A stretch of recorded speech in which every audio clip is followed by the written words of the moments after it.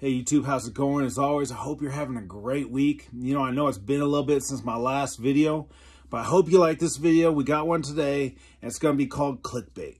And, you know, growing up, learning about God and reading God's Word, I remember having these questions, especially when it came to things that hadn't happened yet. You know, when the Bible talks about in the last days how the love of many would grow cold, or how people would be lovers of self instead of lovers of God, how they'd have a form of godliness but denying His power, or how, you know, we would have all these false prophets, how people would heap up for themselves teachers that had, you know, would say what they wanted to hear, you know, and how that would be. How, you know, people would walk around with a mark either on their head or their hand, and I won't go too much into that, but and it would be required to buy and sell goods to travel, right? And how, you know, when God raptures the church, how people ain't gonna notice that because there's so many Christians, right? And how these things were gonna happen, and people wouldn't notice it when it's written in His Word, and so many hear about it. How can that be? That would be my question. How can that be? I just can't see it. I felt like, man, we're so far away from that. You know, a world where that is how it's ran. That's how it works. But the truth is, the more and more my life goes on, the more I see we're so close to it, it's ridiculous. We're so close to that kind of world that it could happen any second, right? And that's what brings me to the question, how can we get there and not realize it? And I think it comes down to what salvation is. You know, what salvation really is. You know, it says having a form of godliness, but denying its power. In other words, they think they're saved, but they're not. So what is salvation? What, you know, when it comes down to it, is it all about grace? For by grace you're saved through faith, and that not of yourself, it is a gift of God. Yes. That's true.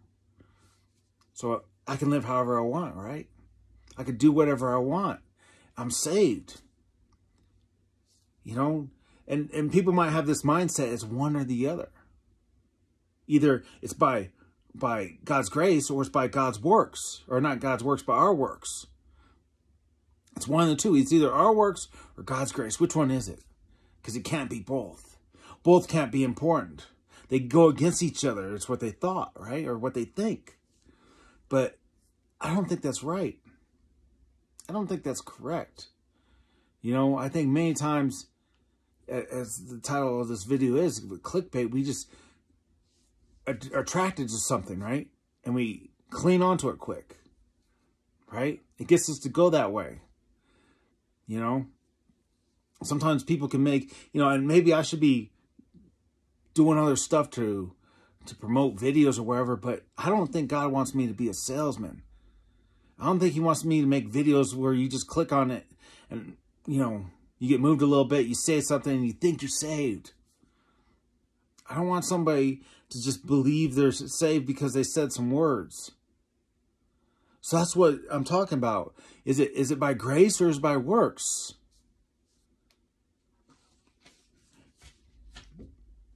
In Titus 1:16, it says this: they profess to know God, but in works they deny Him, being abominable, disobedient, and disqualified for every good work. You read this and you look at it and it says, they profess to know God. They profess to be Christians, but in their works they deny Him. What does that mean? It means they say they're Christians, but the way they live their lives denies that. It goes against it, right?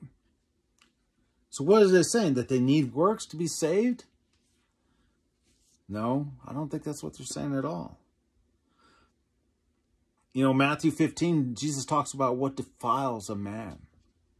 It's not what you eat. It's not how you look, but what's in your heart.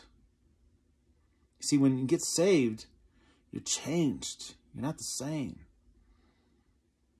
You have a relationship with God. You have a different direction in life. You won't have these things in your heart that defile you because you're following after God. You're following His way. You're yearning to be more like Him. I'm not saying you're perfect, but that's the direction you're going. You know, I think maybe you've heard it, maybe you said it. Oh, I know what I'm doing is wrong, but God will forgive me. I know what I'm doing is wrong, but He saved me. It doesn't matter. It's by grace, not by works. These works don't matter one bit. But they have a place. See, works and grace, they don't fight against each other. They're two parts of the same coin, right? It's by grace we're saved. In other words, everything that was done to pay for our salvation was by God's grace, by His Son, Jesus Christ, dying on the cross, paying the penalty that we owed. But in accepting Him, but in having a relationship with Him and following Him, we'd be more like Him. Not the opposite. We wouldn't live the same way. Things that mattered before, holding on to our anger and our strife towards others. Having this stuff, you know, just fester in our heart. You know, Jesus talks about how if you think it in your heart, you've done it. Let me tell you something. When you go and commit sins like infidelity or murder or theft or some of these other sins, right? It's not like they just sprung up and the minute it came up, we just did it and it was by accident. No, it festered in our heart before we ever did it. We thought about it, right? When you look at Cain and Abel, Cain's anger toward Abel and how he was approved and Cain wasn't, grew in his heart. And he said, and God told him to control it. Take care of it. Get rid of it. Unless it consume you. You see? Cain thought about it for a long time before he actually went through and did it. See, when we accept God, we accept it. We want to change our heart to be following Him. We want to clean up them things. You know?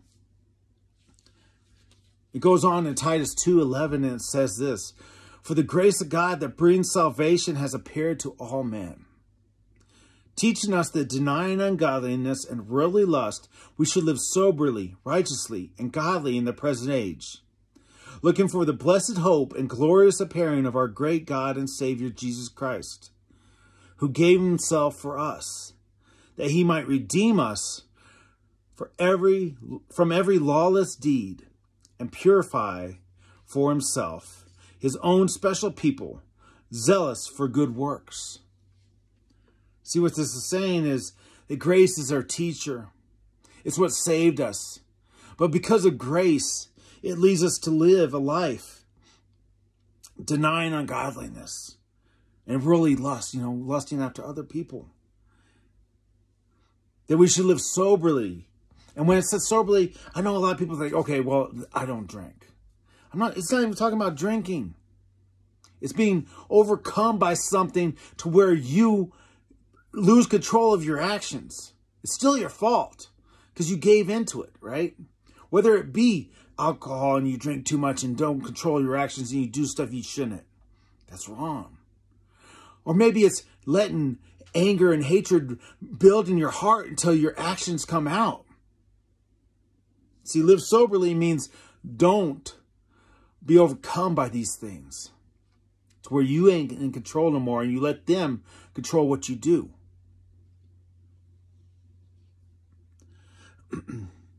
It says righteously and godly in the present age. In other words, it's not when we get to heaven that we're going to be fixed and we're gonna try to live toward God. And that's when everything is changed. No, right now we're going to live toward how He wants us to. Doesn't mean we're going to be perfect. But our focus, our aim, our goal is to live more like God. More like He wants us to. Right?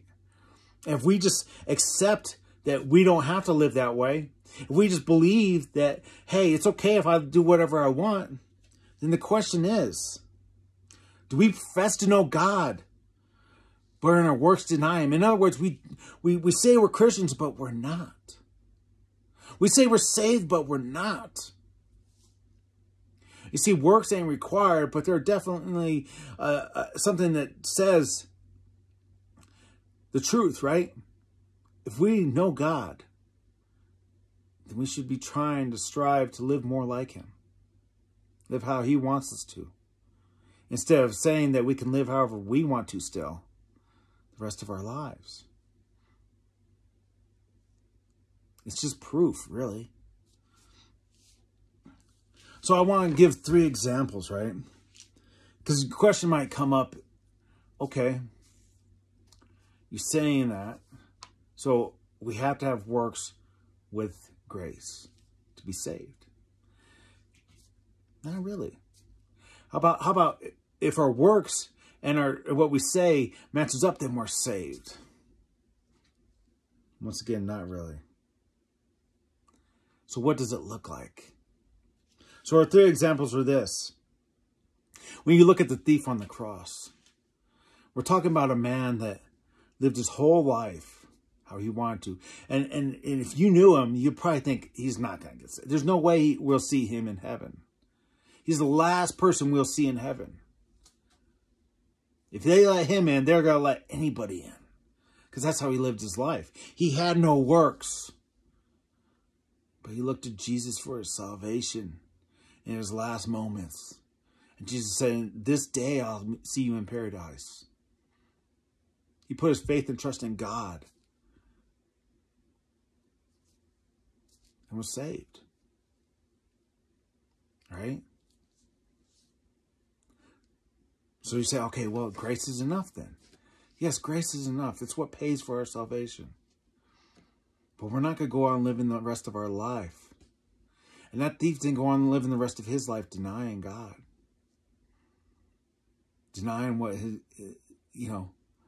little life he had left. Denying that he was salvation come to man. The second example would be Judas, who betrayed Jesus. You know, when you look at Judas, you think, oh, he's such an evil person. Everybody should have known he was going to do what he was going to do. But let me tell you something. That wasn't how he looked. He probably looked like if there was anybody you expected to be in heaven, it was Judas. If there was anybody that you would never expect to betray Jesus, it was Judas. He was obviously very close to Jesus. Close enough that when Jesus said, the one I hand the bread is the one that's going to betray me. And all those 12 people, I mean, when you're sitting at a table with 12 people or a group with 12 people, not everybody's within arm's reach of you. But Judas was within arm's reach of Jesus. He was close to him. In fact, he was very trusted. When they thought about who it could be, they never thought it could be Judas.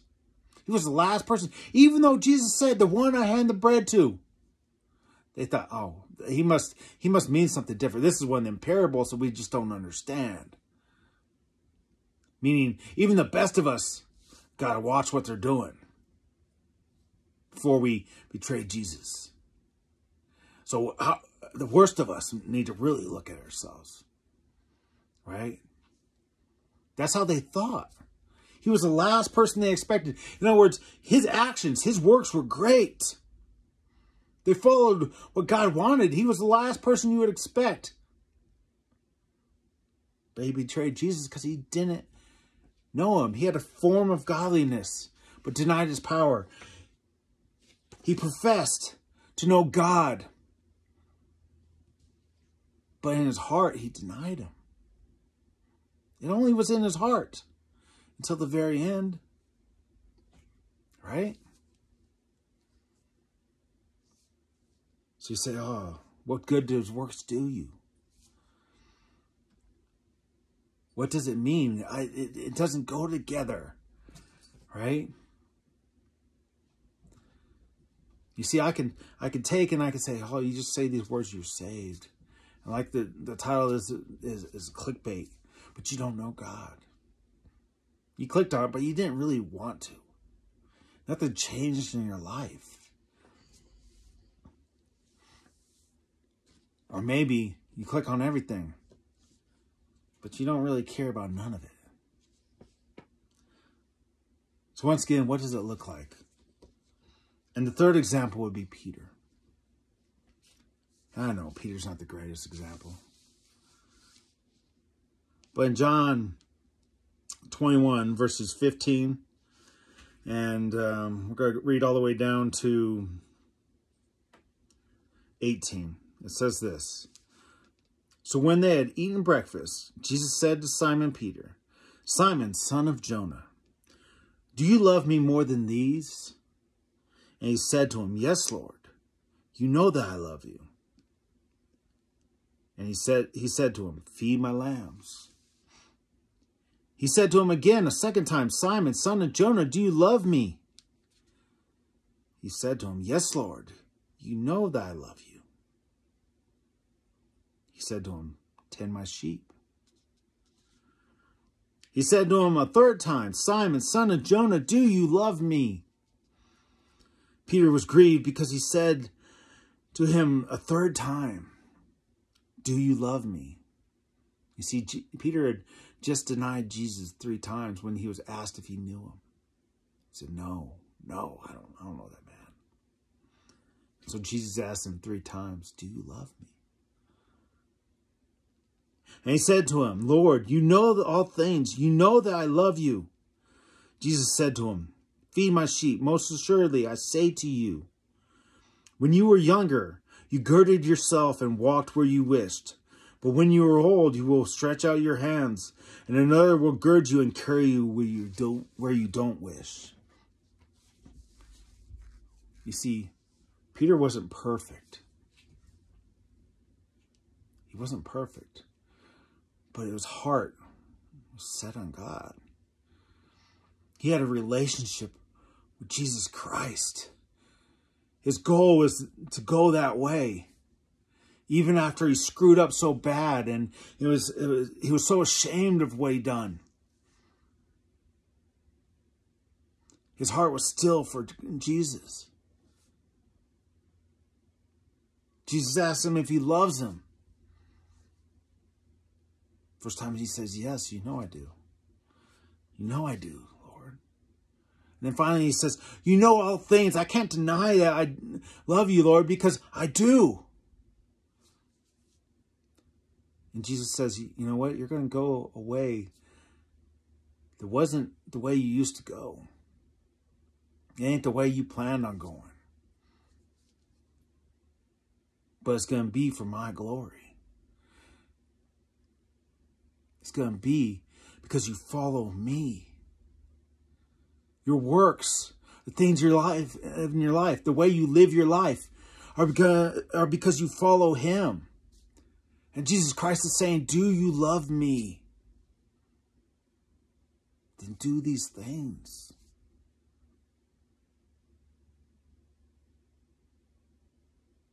Do you love Jesus? Or do you love these things that you have in your life? Your anger, your malice, your hatred,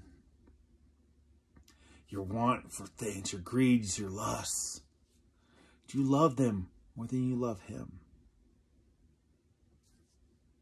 Jesus is asking this because that's what salvation is. Yes, salvation is being saved by what God did on the cross, what Jesus Christ did in paying for our sin.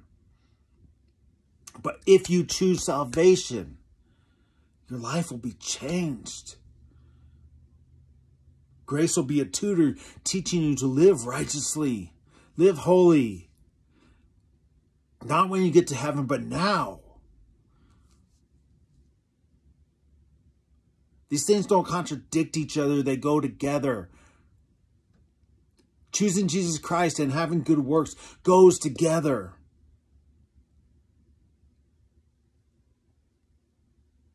I'm not going to tell you if you're saved or not. But if you're one that thinks that, hey, I can do whatever I want. I can live however I want because I've said these words and I'm saved. I think you need to check when Jesus Christ asks you, do you love me? Do you love me? Do you love me more than these? You see, Peter's heart was for God. Peter's heart was for Jesus. He was ashamed of the things he did. He didn't want to keep doing them. He wanted to be changed. He wanted to follow what God wanted him to do. And Jesus even said, it's going to take most of your life for you to get closer and closer to me. You'll never be completed in this life. But you know what? You're going to go further and further that way. You're going to become closer and closer to what I want you to be. Your goal is going to be that. It'll be changed from what your goal is now. So when I look and I think about these things in the last days and how people will act and how things will be right in front of them. And so obvious of what they're doing. But they don't care. You know, how many times do people support something that's wrong? Simply because they want to win. They want to have it their way. So they'll look past the same problems on the other side because it's on their side.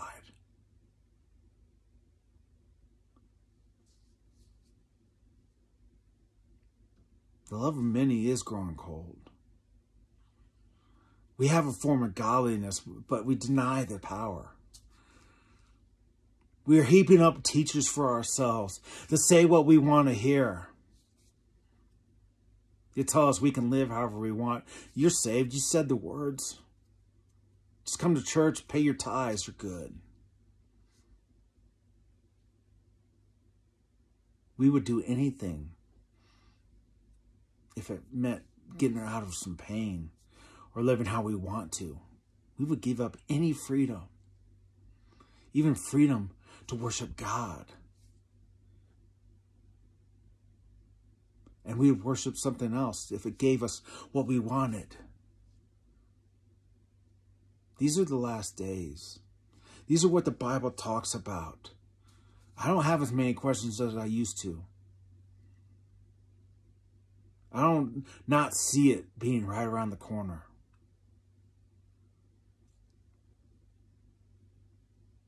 Do you love him? Do you love him?